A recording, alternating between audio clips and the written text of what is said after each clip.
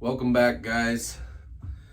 Today I want to talk about a tool that can be used to help improve your performance in the precision rifle game. And it's something very simple, and that is a camera. So here we have my 2-section tripod that my buddies over at PRS Stuff, Mike and Chris, sent my way. I love this tripod. I think we did a video about it. It's the 2-leg section. But what I want to show you is what's attached to that tripod. And it is just this little arm that's adjustable, and it has a little phone mount on it. So I bought most of these parts, I believe, on Amazon. There's just a little ring that I got for the right diameter, and then this little adjustable arm that allows me to point things in whatever direction, and then just a little phone holder that adjusts on there, right? So I can set this up at a stage, and this allows me to view or to record my stage. So that gives me a couple of things. One, it gives me content for my Instagram and also for YouTube. But also it is a learning tool because the camera doesn't lie. And so I often go back through and watch stages to see what I did right, what I did wrong, what I can work on. And that's what leads us to today's video. So today we're going to talk about one specific topic, and I screw up so much when I'm shooting a stage that there's a lot of lessons to be learned from it, but today we're going to focus on one. So I'm going to roll in a video right here. You can watch, and then we'll come back and talk about it. Impact. Nice. Nice shooter. Clean. Impact.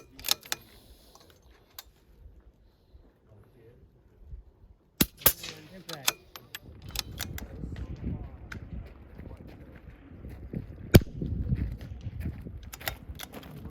Where you going? Impact. Impact. Impact. Okay, well, I'm gonna hold 4 hits. Boom, that one's fucking dead. Okay, so who guessed what the topic of that little short video was? And that is good trigger discipline.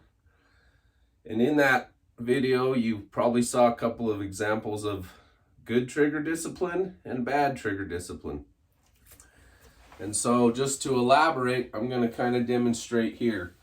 So especially with rimfire and with the air guns as well, there's such a long dwell time for that projectile to get out of the barrel that imparting movement after you break the shot can affect where your projectile goes. So right here, this is my center fire, which it's not as critical, but it still is important.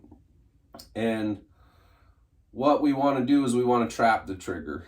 And so I've spent a lot of time training and focusing on this, but clearly, as you saw in that video, I need to spend more time because I'm not consistent enough. I took a pistol class, and for those of you that shoot pistol and certainly have taken any defensive classes, this is counterintuitive to that. And I struggled with the instructor actually at that class because I've spent so much time trying not to do that. But when you're shooting a pistol, you literally want to get off of that trigger and back to the reset as fast as humanly possible, especially for a defensive scenario. But in precision rifle, that's not the case. So hopefully you can see this clear enough. That's why I've got the gun turned around.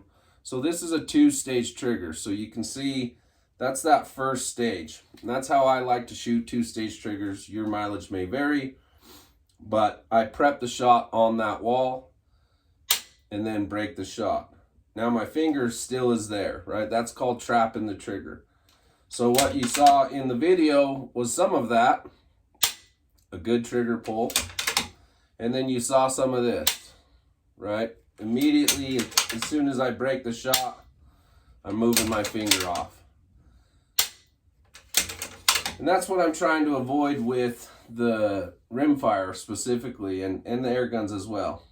But it's good habit for all of these. So the way that I train myself to do that is I do a lot of dry fire, and then mentally I count. So I'll get on target, I'll break the shot, 1/1000, then I pull my finger off, right?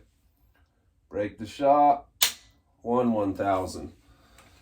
And that subconsciously can build that into my memory and my muscle memory so that I'm not flicking my finger off of the trigger as soon as possible. So that's something you can easily do at home.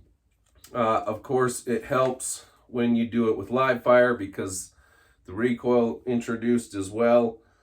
But make sure that you're trapping your triggers when you're trying to shoot rimfire and air guns and center fire as well. So that is the one topic that I picked for this specific thing.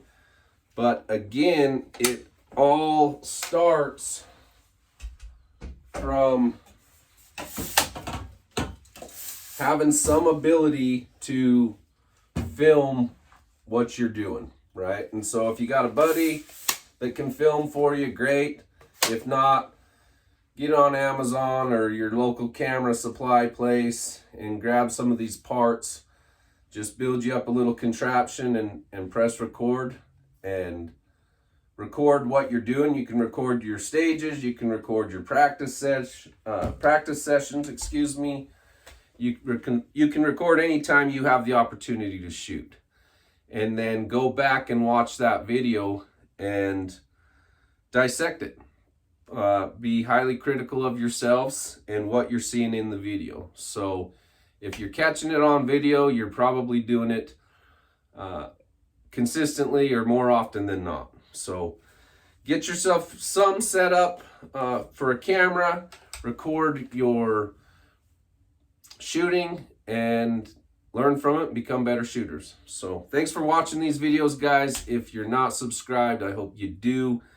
You can find me on Instagram and Facebook as well.